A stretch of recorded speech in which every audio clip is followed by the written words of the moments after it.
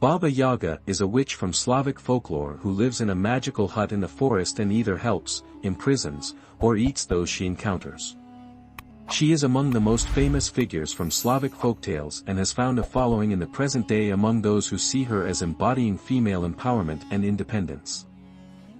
Her name is often understood to mean grandmother witch, though this is challenged and there is no universal agreement on the meaning of Yaga. She is first mentioned in a book on Russian grammar in 1755 but is thought to have existed in the oral tradition of Slavic folktales much earlier. Although she is usually the villain of any piece she appears in, she can also offer assistance and is understood as more of a trickster character who encourages transformation than the stock figure of an evil witch. Baba Yaga is probably best known from the story Vasilisa the Beautiful, in which she inadvertently frees the heroine from the tyranny of her stepmother and stepsisters, but also figures in other famous tales such as the Frog Princess and Baba Yaga and the Kind-Hearted Girl, in which she is cast in a similar role. A number of her tales follow the paradigm of the Cinderella story, where she plays the part of the fairy godmother but with a decidedly sinister twist. As she lives outside the norms of society and always by her own rules, she has come to embody the concept of feminine power and emancipation in the modern age. Books, films, and television shows reference her today in this role, and although she retains her menacing character, she is increasingly seen as a source of wisdom and power rather than a personification of evil. Depiction, possible origin, and name. Baba Yaga is depicted as an enormous, ugly old woman who lives in a hut built on 4 tall chicken legs that can turn about or relocate on command. She is often seen draped over her stove or reclining in the hut across the entire expanse, with her large nose touching the ceiling. When she leaves her house, she rides in a mortar propelled by a pestle with one hand while, in the other, she holds a broom she uses to wipe away any trace of her tracks. She usually leaves her hut in the morning, returning in the evening, and commands a flock of black geese that circle the skies looking for children. In the story Baba Yaga's Black Geese, 2 disobedient children, Olga and Sergei, sneak out of their house while their mother is at the market, after she has warned them not to go out while the geese are flying, and Sergei is snatched up and brought back to Baba Yaga's hut for her dinner. Olga is able to save her brother through the use of magical items, and the two learn their lesson about not listening to their mother. Among the many possibilities suggested are disease, illness, horror, chill, wicked wood nymph, witch, evil woman, rage, fury, anger, torture, pain and worry, serpent, snake, uncle's wife, stepmother, aunt, and mother. John cites scholar Brian Cooper, who claims that the name suggests a personification of suffocating oppression, and concludes that, in spite of its obscure origins, Baba Yaga's name is well known throughout Russia. Like the word witch, Yaga was used by villagers as an unflattering designation for old, quarrelsome, and ugly women. The name can generally be understood, then, to mean grandmother witch, even if that is not a direct translation. Although she kidnaps and eats children and seems to go hunting for them throughout the day for her evening meal, Baba Yaga also serves as a catalyst for change. There are a number of tales in which she acts as an agent of transformation, helping the heroine or hero toward self-actualization and the completion of a quest. In these tales, and even in the others where she is depicted as the villain, Baba Yaga epitomizes the mythological trickster archetype. The trickster figure.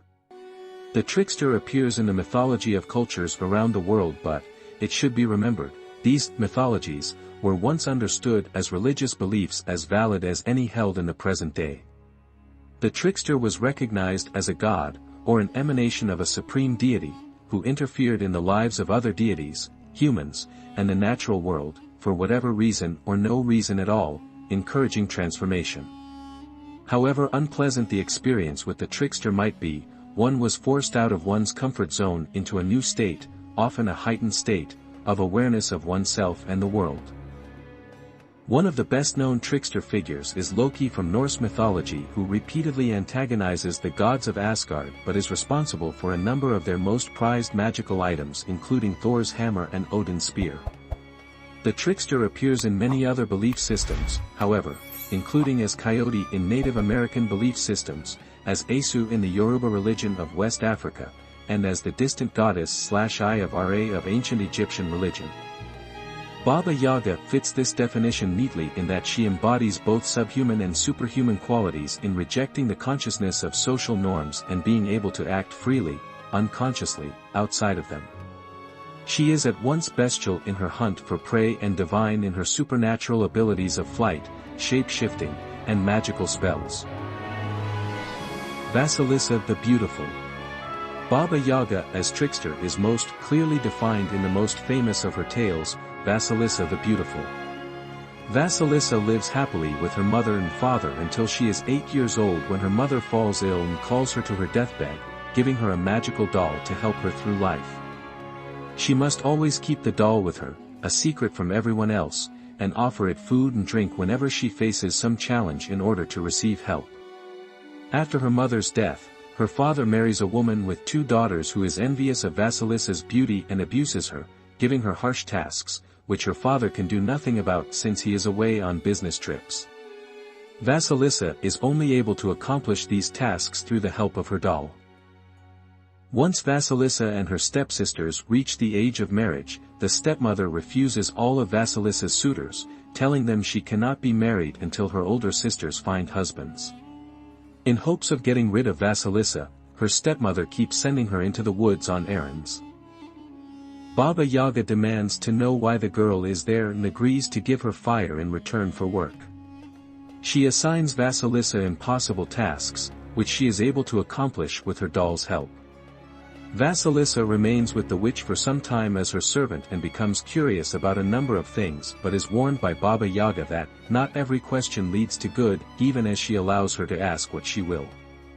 Vasilisa understands the implied threat and only asks about the riders, seemingly enraging Baba Yaga, who demands to know why she will not ask more.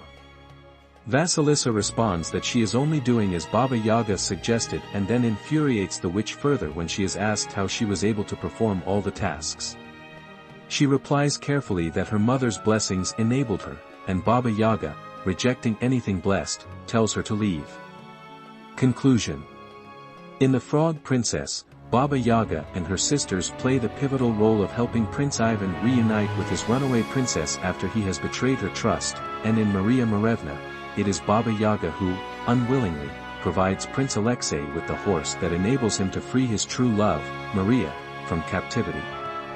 She is never depicted as kind, loving, or welcoming, except when she thinks she is meeting her evening meal, but always sparks change in the life of the central character or characters and provides the necessary elements for their transformation and liberation. In the story of Baba Yaga and the kind-hearted little girl, a young girl and her widower father enjoy their days together until he remarries, and the stepmother ends their times together and abuses the child without the father knowing. As in the Vasilisa tale, the stepmother sends the girl into the woods hoping she will be killed by Baba Yaga, but as she goes, she shows kindness to various elements in the forest which help her escape once she reaches the hut where Baba Yaga tries to make her into a meal. Once she returns home and is forced by her father to explain where she has been, the stepmother is kicked out of the house, and the father and daughter return to their former life together. This tale, like the others mentioned, casts Baba Yaga as the catalyst for change. Although traditionally depicted as a figure associated with darkness, evil, cannibalism, and death, Baba Yaga is essentially a transformative agent. Her rejection of societal norms frees her to act unconsciously on her desires, and as she does, she changes the lives of those who enter her sphere of influence. If one accepts Jung's suggestion of the trickster as an embodiment of one's shadow, Baba Yaga represents those qualities one rejects in oneself, including selfishness, violence, spite, covetousness, which can be neutralized, once acknowledged, by the better aspects of one's nature such as kindness, consideration, gratitude, and helpfulness, all of which are usually epitomized in the central character of the tale.